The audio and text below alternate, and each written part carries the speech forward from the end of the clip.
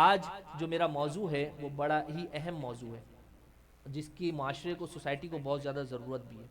اور وہ موضوع کیا ہے؟ وہ ہے ہم سب کا ایک المیہ، جو ہم سب میں بڑی جس کی کمی ہے۔ وہ المیہ کیا ہے؟ ہم شکر گزاری سے دور ہو گئے۔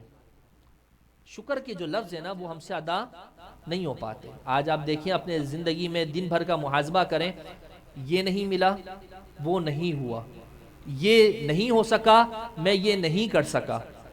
منفی الفاظ ہماری زندگیوں میں بہت زیادہ ہو چکے ہیں، جبکہ پازیٹو الفاظ جس میں شکر، الحمدللہ، اللہ کا شکر، یہ ہو گیا، یہ ہو جانا تھا، یہ میں نے کر لیا، یہ اللہ نے کروا لیا، یہ جو پازیٹو سائنس کے لفظ ہیں یہ ہماری زندگیوں سے کم ہوتے جا رہے ہیں، اور نیگیٹو الفاظ ہمارے پاس زیادہ آتے جا رہے ہیں۔ مطلب کیا؟ مطلب ہم شکر گزاری سے دور ہوتے جا رہے ہیں۔ اللہ کے پیارے نبی صلی اللہ علیہ وسلم نے ارشاد فرمایا، ایک ایسا بندہ جو بروز قیامت اللہ کی بارگاہ میں لایا جائے گا، جس نے 500 سال اللہ کی ایسی عبادت کی ہوگی جس میں کوئی ریاکاری نہیں ہوگی۔ کتنے سو سال؟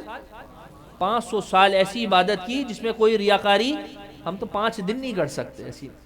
اگر 5 دن تہجد پڑھ لیں تو جب تک کہ پیٹ میں گھومتی رہے گی، جب تک کہ 6 لوگوں کو نہ بتا دیں کہ میں نے 5 دن تہجد کی نماز پڑھی ہے، میں نے 5 نفل روزے رکھ لیے۔ 5 دن ہم بغیر ریاکاری کے کوئی عبادت نہیں کر سکتے الا ماشاء اللہ۔ اللہ کے نبی صلی اللہ علیہ وسلم فرماتے ہیں کہ ایسا شخص اللہ عز و جل کی بارگاہ میں لایا جائے گا جس نے 500 سال تک بغیر ریاکاری کے اللہ کی عبادت کی ہوگی۔ اللہ عز و جل اپنے فرشتوں سے ارشاد فرمائے گا، اسے میرے فضل سے جنت میں داخل کر دو، اسے میرے فضل سے جنت میں داخل کر دو۔ وہ بندہ مومن رک جائے گا، اللہ کی بارگاہ میں عرض کرے گا، یا اللہ تیرے فضل سے میرے 500 سال کی نیکیاں کہاں گئی، میرے 500 سال کی عبادت کہاں گئی؟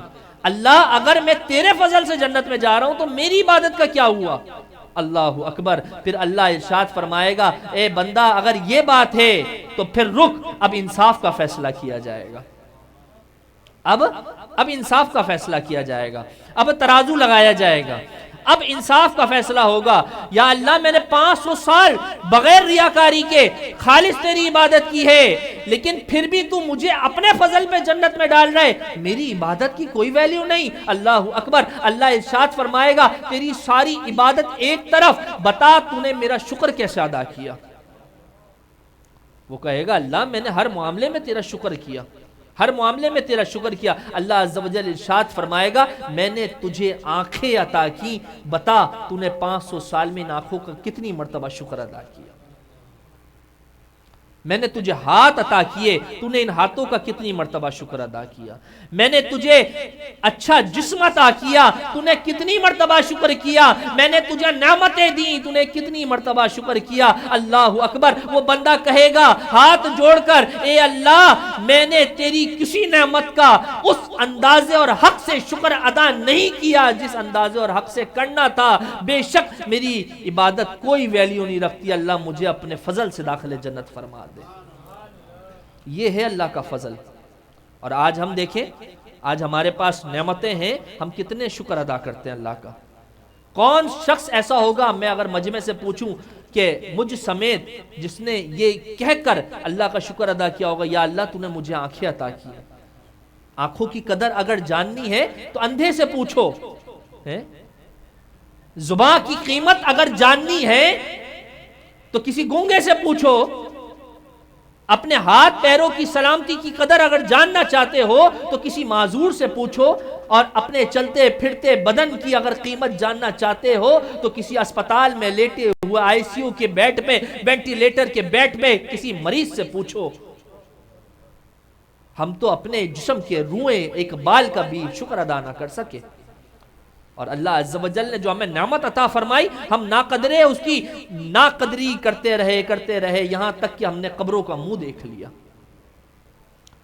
ایک شخص تھا، اس نے اپنے بیٹے کو 100 روپے دیے، بیٹا جوان تھا، بیٹا باہر گیا، اس نے 100 روپے پھاڑے اور پھینک دیے، اور دوبارہ آیا اپنے باپ کے پاس اور کہنے لگا، ابا میں نے وہ پیسے پھاڑ دیے، مجھے ایک اور 100 روپے دے دو۔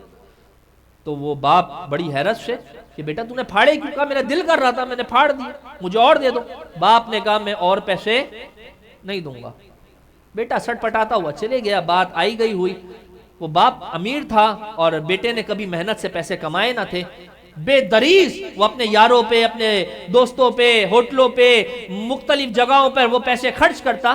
کبھی اس کے ذہن میں یہ بات نہیں آئی کہ میرا باپ کتنی محنت سے پیسے کماتا ہے. ایک مرتبہ اس کے باپ نے اس کو سبق سکھانے کے لیے ایک کام کیا، بیٹے کو بلایا اور کہا بیٹا سارا بزنس ختم ہو گیا، سب تباہ ہو گیا، سب برباد ہو گیا، اب کچھ باقی نہ رہا، آج مجھے 100 روپے کی ضرورت ہے، بیٹا تو مجھے کہیں سے 100 روپے لا کے دے. وہ بیٹا کہنے لگا مسئلہ ہی کوئی نہیں، میں نے اپنے دوستوں پر اتنے پیسے خرچ کیے ہیں کہ میں اگر اسے 100 روپے مانگوں گا کوئی بھی مجھے منع نہیں کرے گا. وہ گیا، اس نے اپنے ایک دوست کو کہا، دوست نے فوراً نکال کے 100 روپے دے دیے. وہ آیا، اس نے باپ کو دے دیے، کہا کوئی مسئلہ ہی نہیں. وہ ابھی تک اس بات کی اہمیت کو نہ سمجھ سکا. ایک دن گزرا، دوسرے دن پھر باپ نے کہا بیٹا مجھے آج 100 روپے اور چاہیے. وہ گیا، پھر دوسرے دوست سے مانگے، لے کر آ گیا، لا کر باپ کو دے دی. تیسرے دن، چوتھے دن، پانچویں دن، چھٹے دن، ساتویں دن. اب جب یہ بات پھیلتی گئی اور 7-8 دن گزر گئے، دوستوں کو پتا چل گیا کہ وہ میرا دوست جو بے دریز ہم پر پیسے خرچ کرتا تھا اب وہ کنگال ہو گیا ہے، اس کے باپ کا بزنس فلاپ ہو گیا ہے، اب وہ خود ہم سے مانگنے والا ہو گیا ہے. تو پھر نمبر بلاکس ہونے لگے، پھر نمبر بند ہونے لگے. پھر دوست ٹرائی کرتا تو نمبر بزی جانے لگتا. وہ دوست جو باہر کھڑے اس کا انتظار کرتے تھے، جب انہیں پتا چلا کہ اب دوست غریب ہو گیا تو وہ راستہ بدلنے لگے. 7ویں 8ویں دن جب باپ نے کہا نا آج پھر 100 روپے کی ضرورت ہے، تو وہ بیٹا کہنے لگا ابا اب کوئی نہیں ہے جو مجھے 100 روپے دے، اب کوئی نہیں ہے جو مجھے 100 روپے دے. باپ نے کہا مجھے بہت ضرورت ہے. بیٹا اپنے باپ کی حالت نہ دیکھ سکا، اٹھا اور مزدوری کے لیے نکل گیا. وہ نوجوان جس نے کبھی مزدوری کا سوچا بھی نہ تھا، وہ جب مزدوری پہ پہنچا اور جب اس نے کلہاڑی اٹھا کر محنت کرنی شروع کی تو پیچھے سے جو اس کا سیٹ تھا نا، اس نے جب غلط کلہاڑی چلائی تو پیچھے سے آ کے زنڈاٹے دار اس کے ایک تھپڑ لگا دی. اللہ اکبر. کام ایسے نہیں ایسے کرتے ہیں. جب کام کر چکا نا تو بدلے میں اس کو 50 روپے دیے گئے. وہ کہنے لگا میری تو بات 100 روپے میں طے ہوئی تھی، 50 روپے کیوں؟ کہا تو نے کام خراب کیا ہے، کل آنا صحیح محنت کرنا تو 100 روپے پورے ملیں گے.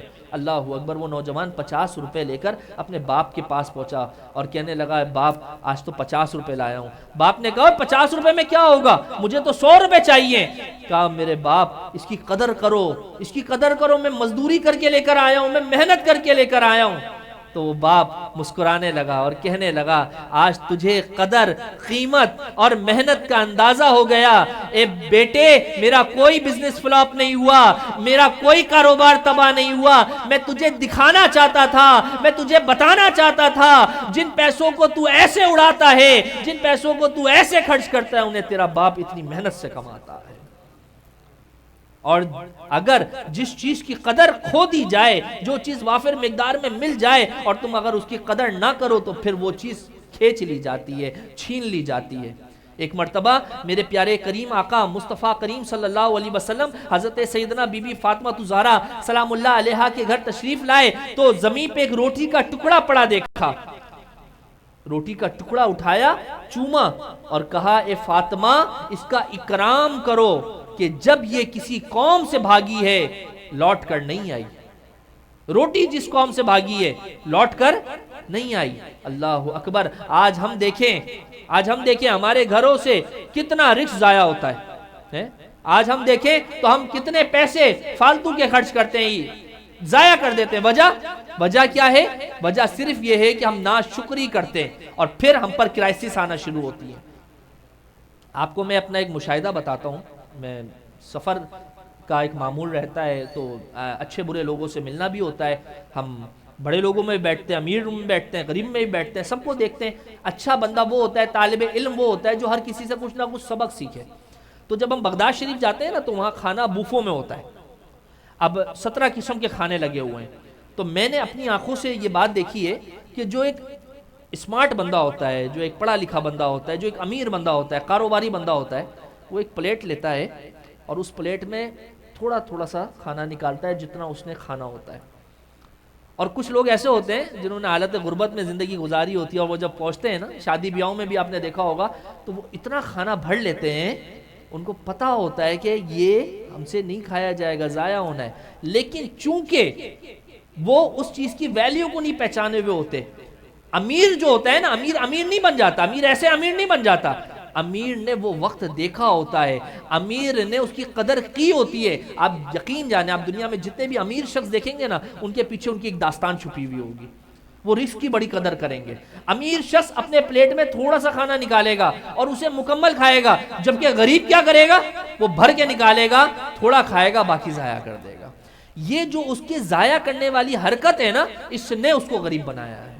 اور یہ جو اس نے امیر نے بچایا ہے، ضائع کرنے سے بچایا ہے، اس کی اس حرکت نے اسے امیر بنایا ہے.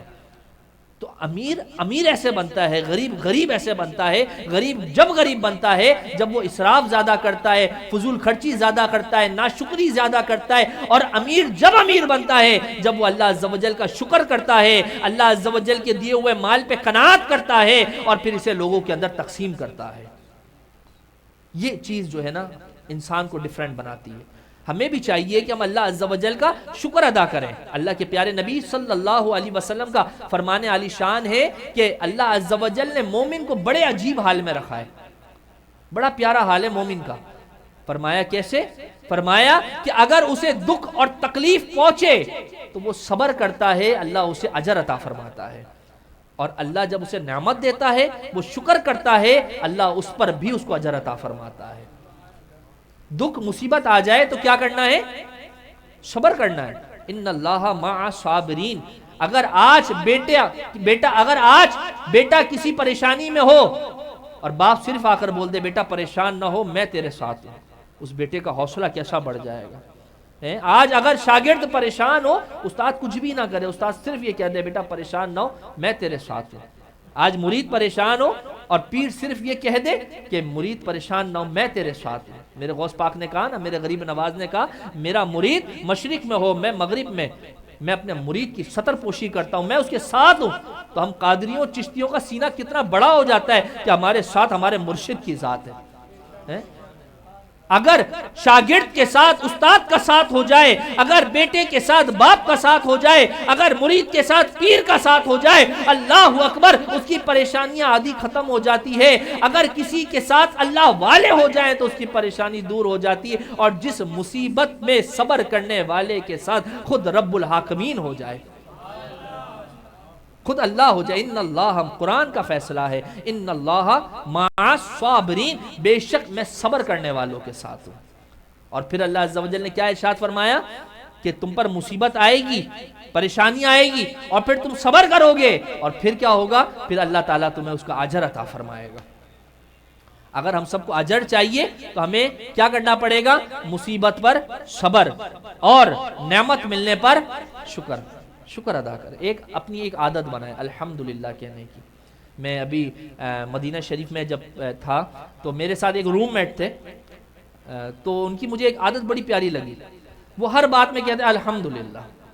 مطلب ہم نے بتایا کہ فلاں کو گاڑی مل گئی، الحمدللہ. گاڑی اس کو ملی ہے، الحمدللہ یہ کہہ رہے. مجھے ان کی ادا اتنی پیاری لگی، سبحان اللہ. مطلب اگر کوئی شخص مثال کے طور پہ کسی اور تیسرے فرد کی بات ہو رہی ہے جسے وہ نہیں جانتے، اس کی بات اگر بتائی جا رہی ہے تو یہ شخص خوش ہو کر کہہ رہا ہے الحمدللہ، اللہ کا شکر ہے، اللہ کا شکر. ایسا لگ رہا ہے اس کی بات ہو رہی ہے. اللہ اکبر. یعنی کہ وہ بندہ دل کا اتنا صاف کہ وہ جانتا بھی نہیں کہ کس بندے کی بات ہو رہی ہے، اس بندے کی ملی ہوئی نعمت پہ یہ بندہ شکر ادا کر رہا ہے. تو مجھے ان کی ادا بڑی پیاری لگی. تو میں نے ان سے پوچھا ماشاءاللہ آپ کتنی بار مدینہ آئے؟ بڑا ایک مسجد کا خادم ہے، وہ مسجد کے خادم کی بات کر رہا ہوں میں. وہ کہتا ہے میں ہر سال رمضان میں مدینہ آتا ہوں، میں ہر سال رمضان میں مدینہ آتا ہوں، اور اکیلے نہیں آتا، فیملی کے ساتھ آتا ہوں. میں نے اس سے وجہ نہیں پوچھی کہ آپ کیسے آتے ہو، لیکن میرا دل کہتا ہے جو کسی کی خوشی میں خوش ہوتا ہے اللہ پھر اس پر انعام کیسے دروازے کھول دیتا ہے. میں نے اپنی آنکھوں سے یہ بات دیکھی، میرا تجربہ، میرا مشاہدہ ہے اس بات کا. جو کسی کی خوشی میں خوش ہوتا ہے، شکر الحمدللہ کہتا ہے، اللہ تعالیٰ پھر اس کے لیے ایسے دروازے کھولتا ہے. ہم سب کو بھی چاہیے، ہم سب کو اللہ تعالیٰ جب نعمت عطا فرمائے ہم اللہ کا شکر ادا کریں. ہم روزانہ کھانا کھائیں، اللہ کا شکر ادا کریں. صبح آنکھ کھلے، اللہ کا شکر ادا کریں. شکر گزاری کو اپنی عادت بنا لیں. کوئی نعمت ملتی ہے شکر ادا کریں، انشاءاللہ بڑی برکت ہمیں ملنا شروع ہو جائے گی، ہمارے گھروں سے تنگ دستیاں دور ہونا شروع ہو جائیں گی۔ ایک عادت اپنا لیں، شکر کی عادت کو اپنا لیں، انشاءاللہ بیڑا پار ہو جائے گا انشاءاللہ۔ کوئی نعمت ملتی ہے شکر الحمدللہ۔ بزرگ فرماتے ہیں اولیاء کاملین کے تو معمول میں انہیں کوئی پریشانی بھی آ جاتی تو بھی وہ اللہ کا شکر ادا کرتے۔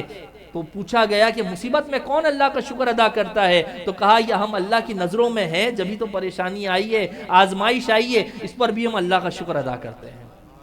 یہ اولیاء اللہ کا طریقہ ہے۔ اللہ تعالیٰ ہم سب کو عمل کی توفیق رفیق عطا فرمائے۔